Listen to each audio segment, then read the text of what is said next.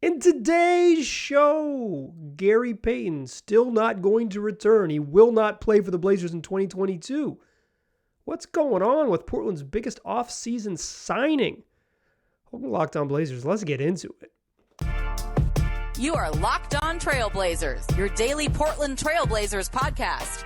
Part of the Locked On Podcast Network, your team every day.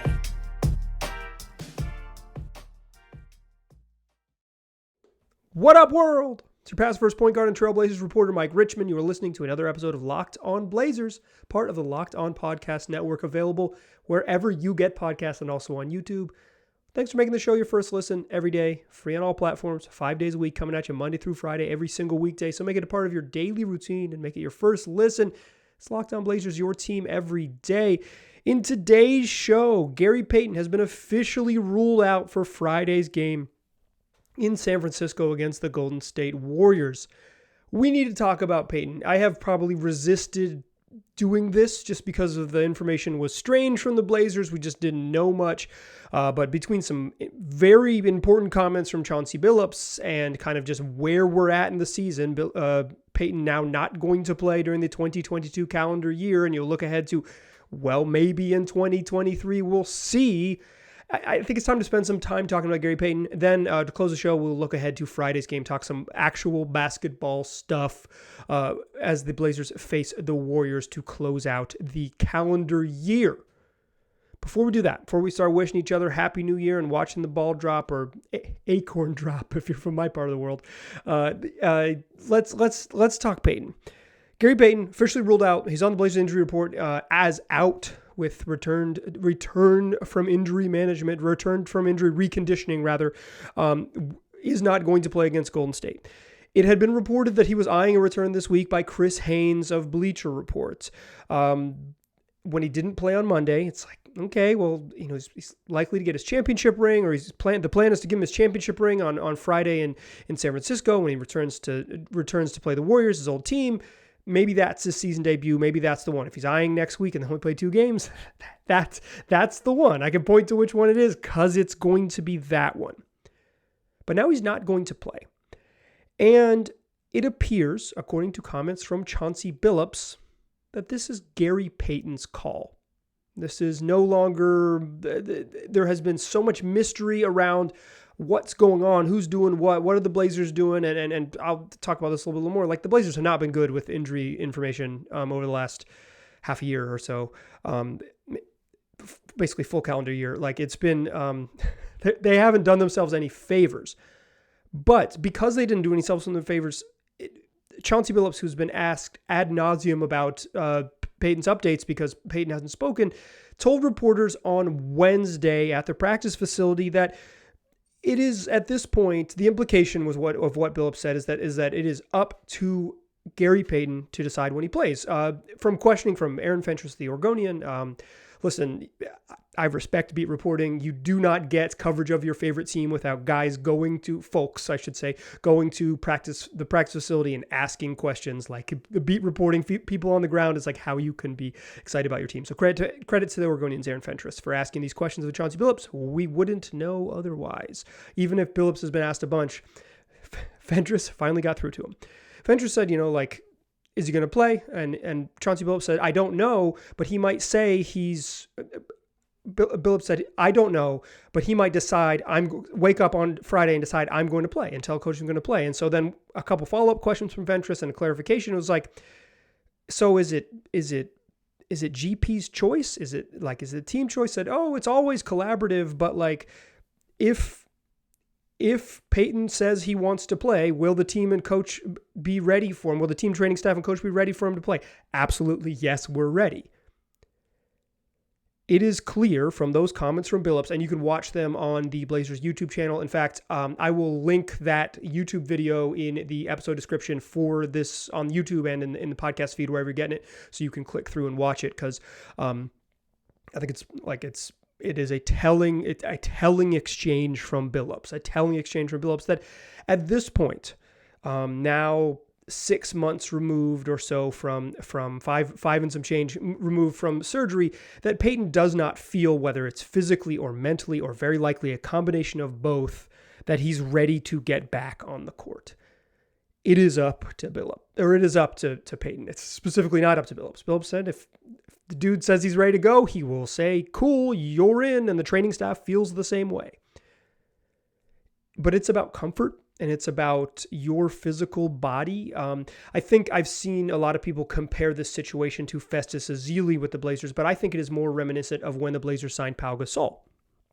Blazers signed Pau Gasol.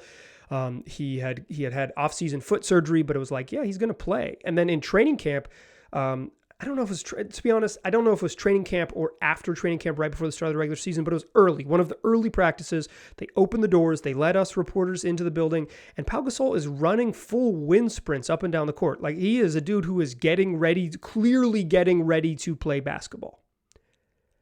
And then he never played. And we never saw him run again. And he did not really ever return to practice, according to what the Blazers said officially and some unofficial information that I received while on the beat back in the day, when I was the boots on the ground as opposed to a man in his basement. But it reminds me of that, where it was close. And it was like, yeah, we know this dude is injured, but we can see it right in front of us. He's gonna be back. And then he's not. And the team doesn't give you enough information, in part because they just don't have to, based on the way the league rules work, and in part because they're in a weird spot. If they think he's ready to go, and it sounds like from the Billups comments, the Blazers think that Payton is if he's ready, is ready to go, so it's like up to him. What else can they say? It puts them in a strange spot. Let's talk about the timeline with Payton.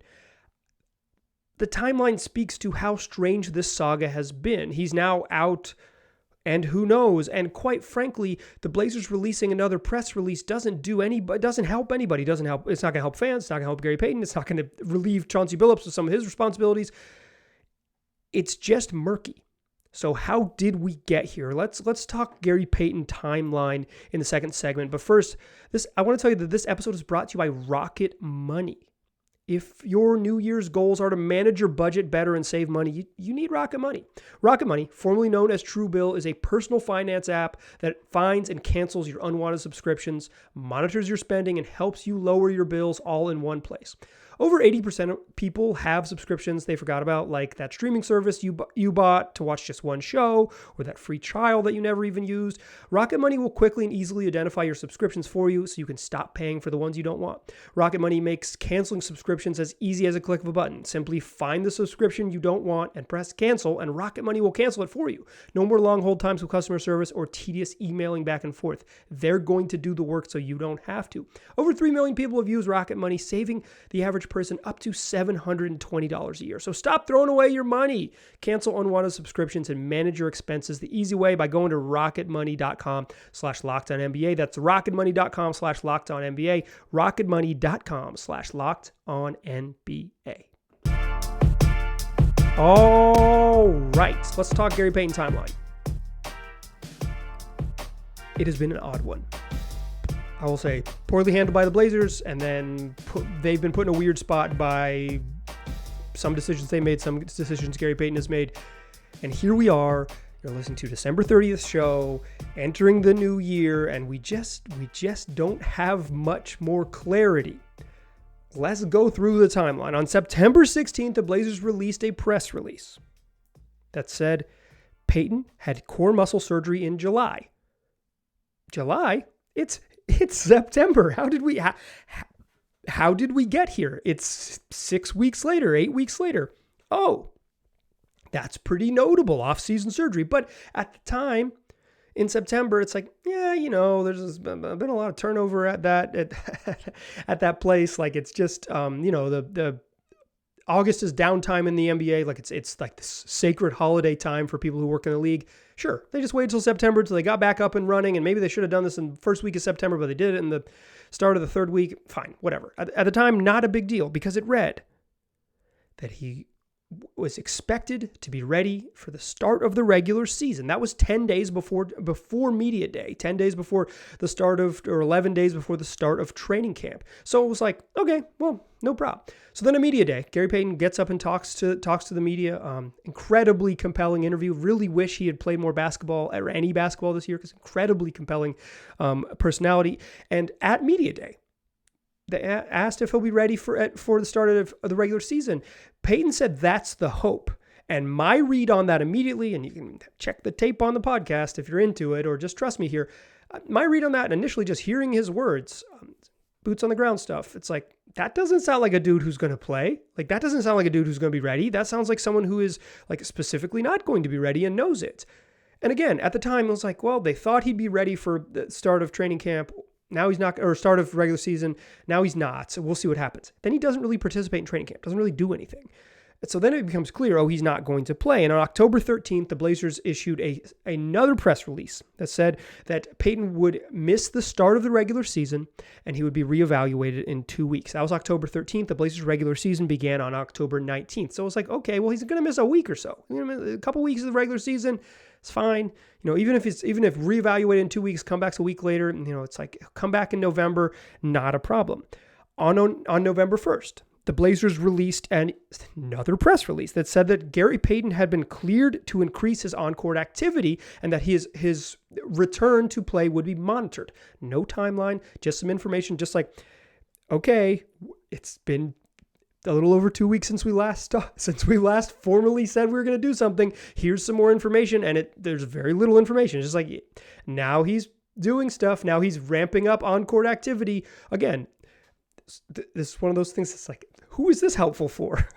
And some of it is just like, their hands are tied. It's like, what can you do? But it's like, it's starting to get a little murky. November 1st.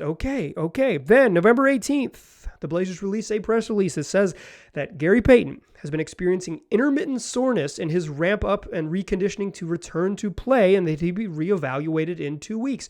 He is now, by our timeline, out for the entire month of November. This was like, going to be ready in the middle of October. Okay, going to be ready in early November. Okay, going to be ready at least a week or so into December. On December 8th, Gary Payton returns to practice. For the first time. Here's where things went wrong for the Blazers. This is the real moment things went. This is when they screwed up. But before this, it's just like, I don't know how teams should handle injury stuff. There's competitive reasons why you shouldn't release a bunch of information. There is like team interest reasons why it's like, please tell us more. But like, it's a really competitive league. It's a zero-sum game. People are going to lose their jobs over wins and losses in the outcome of these games, like the results of these games. People will get fired over. So like, I get why teams are really, really leery to release injury stuff. Like, as from a reporting standpoint, I'm like, transparency, you cowards. But like, from a competitive standpoint, as long as teams are kind of just following the plan, following the rules, it's like, yeah, I get it. You probably should not do more than the bare minimum. According to the CBA, though, media interactions between team and media and player and media, they are collectively bargained within the labor agreements. It's like the league's lifeblood is people's interest in it, and for better or for worse, folks covering the league are the lifeblood. I don't even really consider myself part of that. I'm part of maybe a larger media ecosystem, but like, I'm talking like people who are there every day at practice covering it. That's not my role anymore. Things done changed. But after Payton has surgery, he has to talk. That's the rule. It's like, you have surgery, you're expected to, some point in the near future, shortly after that, when you are physically able to address the media. Blazers had him do that. Bueno, good stuff. And then you are free. You do not have to talk again. Teams skirt that one all the time. They're just like, yeah, dude had surgery. He's at home. Sorry. Blazers followed that rule. No problem. But then you are free from speaking to the media until you return to practice. And when you return to practice, that's like an indicator that you are ramping up to play again, and you are supposed to, according to the CBA, according to like literally the labor agreement, supposed to talk to the media again. And the Blazers haven't made Gary Payton available to the media. I am not privy to how many requests have been made. I know from Sean Hyken's reporting in the Rose Garden report that there have been as he reported several, and then the Blazers have denied it. That's a better question for him than me. But like it's regardless, the Blazers should have made him available. Have Gary Payton address the situation, and then it's like, even if it's weird and he doesn't really say anything, they can just say, that's what you get. That's what you get. We're following the rules. Not following the rules puts them in a weird spot.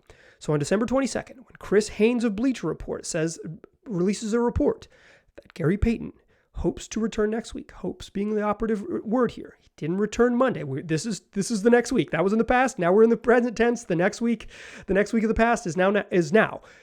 When he didn't play Monday, this was the date, Friday, December 30th, against Golden State, against his former team, is when he's going to get his ring. It's like, this is the date that's circled. And now he's been ruled out. I don't think there's a world where Gary Payton wakes up in the morning and is upgraded from out to questionable, and then at like noon from questionable to probable. And it's like, this podcast has a very short shelf life, and a bunch of people call me a doofus in the YouTube comments because they don't understand how time works. Sure, you are welcome to call me a doofus in the comments. I appreciate it. But for now, ruled out. And the Blazers find themselves in a weird spot, and straight up a bad spot. And they put themselves in a bad spot. And by not making Payton available, and by the way that they've handled the injury stuff in general with the vagaries, some of that out of their hands. But I think after spending all of last season kind of like fabricating injuries in order to tank, I don't think this particular regime should get the benefit of the doubt in terms of like injury transparency. I think this is like, they have a pretty murky, wonky history of like how they deal with injuries and stuff. Like Yusuf Nurkic getting an injury that came out of nowhere that they then said, oh, he's been dealing with it since the beginning of the year, but he hasn't showed up on any injury report. Yeah, like, sorry, I'm not giving this team the benefit of the doubt when it comes to like injury disclosure. They just haven't been, that was like a different circumstance, but like, yeah, no, so I am not giving them the benefit of the doubt there. And because they didn't just have Gary Payton talk, just basically force him to, and say like, dog, by signing a multi-year contract with the team, you've agreed to have some media responsibility. You can be as combative and as quiet as you want. Totally. Like, he doesn't have to answer questions well in those media settings. He can say like, we'll see, I don't know, we'll see, I don't know. The end. Like, but not making him available set up what happened at practice on Wednesday, where Chauncey Billups kind of has just been bombarded with questions, kind of backed into saying the truth, is that at this point it's up to Payton, and the team would clear him to play if he wants to play. That seems dicey, because now the pressure is, as opposed to sort of a united front, hey, we're working on it, everybody's body's different, because that's the truth, right? Like, everybody's body is different. It's so hard to know. Like, core muscle surgery folks have different timelines. Like, even Nazir Little and Damian Lillard, who have both had the surgery, their timelines to return were significantly different. Damian Lillard, who was given an initial timeline, said, yeah, I thought I could play. And then he mentioned actually in the offseason that like when he kind of got back out on the court, it was like, no, I can't. That was like from January to April. You know, he thought like 4 months, no problem. I'll be ready to ride. And then he's like, oh, I wasn't. It took him, he mentioned it took him a little longer. The timeline with Nas was kind of lines up with about the return to like a middle December return for Gary Payton. It's about that. Like, everybody's body's different. But if the Blazers were united in the everybody's body's different, we don't know, Gary it's frustrating, but he's just not ready yet. Even vague stuff, you're putting yourselves in a better position than what this has become, which is that like player is just like hasn't said anything. The team is releasing 2 weeks press releases that has frustrated the fan base, and now the coach is like, I don't know if he's not throwing someone under the bus. That's not the right term, but he's revealing the internal struggle between medical staff, player, and coaching staff. Just because he's been incessantly bombarded with questions about it, and at some point it was like he cracked, like, like he endless interrogation. At some point, Chauncey Billups just told the truth. You appreciate the truth from a reporter standpoint, from a fan standpoint, from I don't know, a truth appreciator standpoint. It's like, yeah, you want that, but it's Gary Payton not talking hasn't helped. The Blazers like injury wonkiness over the last 6 months, 8 months has not helped. Probably more like almost a year now. But like 8 months, it has all led us to this point. And I don't even have a take. Like, that's why I wanted to do the timeline. My take is like, yeah, seems bad. Seems bad. It seems like they've reached a bad point because the uncertainty still remains. And now it's like out there in public that it's like on GP, and having it be on the player and being like, you are the one who doesn't want to play seems bad. It just seems unfair to him, even if it is his decision. Like, it just like, you don't want it to get here. You don't want it to get here. You don't want it to get here for a variety of reasons. You don't want to get here because it's bad. The waters are too choppy. That's my take. Like, I wish I had a hotter, cleaner take than that, but it's like, ugh, this isn't good. So however you feel it. Like, I don't even have advice for you as a fan. It's just like, yuck, this stinks. So let's talk about basketball, shall we? The Blazers play a basketball game on Friday. They play the Golden State Warriors in what should be an entertaining game. Golden State has all of a sudden won 3 in a row without Steph Curry. Let's look ahead to what that game is going to look like, even if GP is very unlikely not to be involved. But first, I want to tell you that this episode is brought to you by the National Highway Traffic and Safety Administration. Look, we're running into New Year's Eve weekend. You might be hanging out with friends, putting back a few drinks, a few brewskis, a few recovery beers. Few can become too many, and as the evening comes to an end, people start to head out, and you think of calling for a ride. And you say, nah, I live nearby. I can make it home. It's no big deal. What are the odds I get pulled over anyway? And even so, what's the worst that could happen? Well, your insurance could go up. You could lose your license, lose your job. You could total your car. You could kill someone. Everyone knows about the risks of driving drunk. The results are tragic and often deadly. However, that still doesn't stop everyone from getting behind the wheel while under the influence. That's why police officers are out there right now looking for impaired drivers on our roads to save lives. So if you think you're okay to drive after a few drinks, think again, play it safe, and plan ahead to get a ride. It only takes one mistake to change your life or someone else's. Drive sober or get pulled over. Still a pass first point guard. I'm still Mike Richmond. You are still listening to Locked On Blazers, and we're going to talk about basketball. Like the stuff that happens on the court. Not a timeline of confusing press releases. Not what happened at practice with reporters in a media scrum. Basketball. The Blazers' final game of the 2022 calendar year is Friday at Golden State. It is the start of a stretch of 6 consecutive games against teams that are under 500. Here's the thing, though. Golden State, while they haven't been very good, have been better recently. They were really, really, really struggling. They played the Brooklyn Nets. They were down 40 in the first half, and it was like, oh, they don't have Steph Curry. He's out for at least another 2 weeks from, at the time, indefinite, but since then they've released an injury update. He's out for another 2 weeks from the time of this record. And it's like, this team stinks. They're in trouble because they stink. They just don't have enough talent. They get walloped by Brooklyn. Brooklyn's one of the hottest teams in the league. They ripped off 9 straight games, 9 straight wins. But still, down 40 in the first half is bad. They give up 91 first half points to Brooklyn. Yikes. And this was, they hadn't been super good with Steph Curry. Now they're struggling. Now they've won 3 in a row. They've improved back to 18-18. So instead of, I said 6 games against teams below 500, it's 6 consecutive games against teams 500 or worse. That could change depending on what happens to the Timberwolves between now and the time the Blazers play them. But it is a stretch that is winnable for the Blazers. A stretch that is winnable for the Blazers, beginning with this game against Golden State. However, Golden State's been better, like I mentioned. They've ripped off 3 straight wins. They beat the Grizzlies on Christmas. They came back and won a close one over the Hornets, and then they beat the Utah Jazz, a game in which they just held the Jazz to 13 points in the fourth quarter. Came back from down 6 heading into the fourth, gave up just 13 in the final 12 minutes and get a win.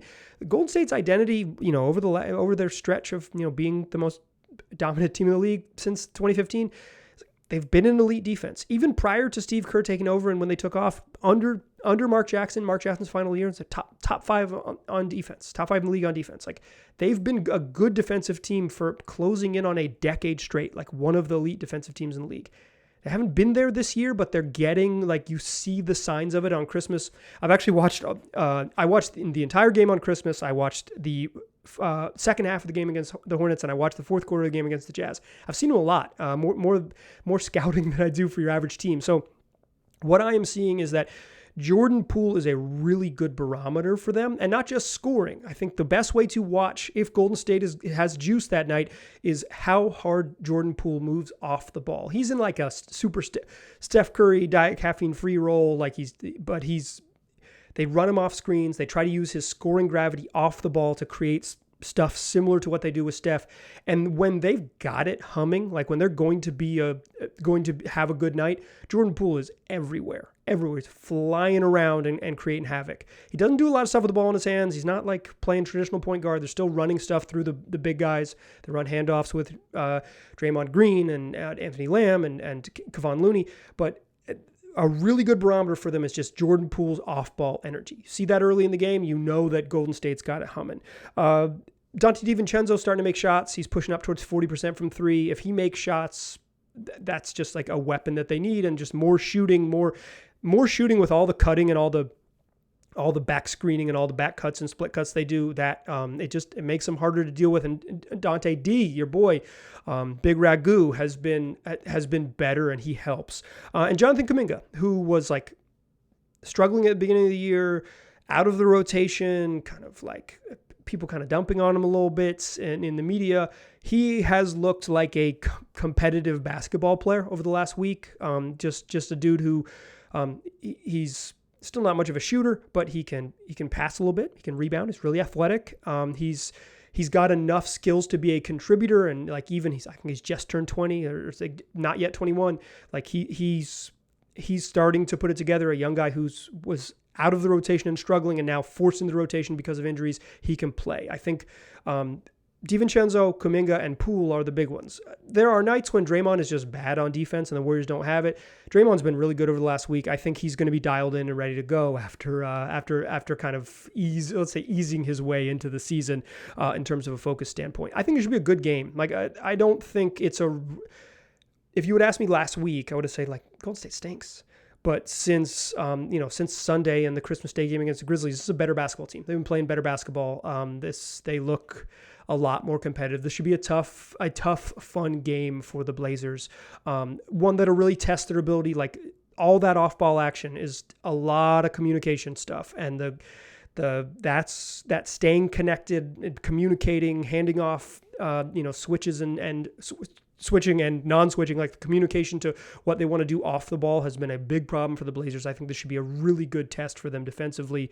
And the Warriors have been better on defense. So, the Blazers, they got to score that 115-point mark. They got to get there because that's probably what they're going to need to win this game. This should be a ton of fun. One thing I want to correct. I did yesterday's show to close the show. I called Yusuf Nurkic kind of tongue-in-cheek that he was on pace to be the greatest big man three-point shooter in NBA history, and I just had the numbers wrong. I hate getting stuff wrong. I hate it. Like, I don't mind having an opinion you disagree with. I don't mind saying second quarter when I meant fourth quarter. I don't mind saying free throw when I meant three-pointer. Sometimes I misspeak. I do 250 shows a year. I'm going to make mistakes, but being factually incorrect sucks, and it's not something I want to do. I apologize. Myers Leonard's had 2 seasons where he's made more than 70 3-pointers. Nurk is not on pace to do that. The larger point of that segment yesterday still holds. Nurk shooting threes changes the calculation for the Blazers, and he's like on a career pace. The like greatest shooter of all time stuff was tongue in cheek, but it was also just straight up. I had the numbers wrong, and I apologize. I don't want to get stuff wrong. If I do get stuff wrong, send me an email. Be nice. Send me an email. I want this show to be really good. So, my bad. Thanks for listening. I appreciate it. Also, this is going to be my last show of the new year. I won't talk to you until 2023. So I want to say from the bottom of my little podcasting heart, thanks and Happy New Year. This has been, in my personal life off the microphone, a very challenging and very special year in my life. Some personal details that I'm just not going to share here. But it's also been the most popular year of the podcast. It's grown and been more popular than it's ever been. And that's with the Blazers not playing basically any competitive basketball to end last season, with them, heading into this season and after a hot start, struggling a little bit. And you all have tuned in. You've told your friends. You've listened. You've helped grow the show. I just really appreciate you. I really, really love the community we've grown here. I love, the people who send me emails at lockedonblazerspod@gmail.com and, some relationships that I've cultivated through that. And I do this every day, 5 days a week. I come down here and make it happen. And I wouldn't do it if it wasn't for you. I just wouldn't do it. Someone else would. So thanks. I'm going to keep doing it. We're going to keep doing it in 2023. It's a ton of fun. Hopefully in the new year, I know that recently, and it's just personally because my life has been different, I haven't had a lot of guests on. I want to get back to that as my life kind of levels out a little bit, hopefully in the new year. This is going to be a ton of fun. Podcasting is still going to roll along. We're still going to have 5 days a week. I'm going to keep it rolling because I love doing it, and you all make it fun to do. I appreciate you. So I want to say that heading into the Friday show, heading into the new year. Thanks for making 2022 the biggest year in Locked On Blazers history. Here's to a whole bunch more shows, 250 more episodes in 2023. I appreciate you listening. I'll talk to you soon.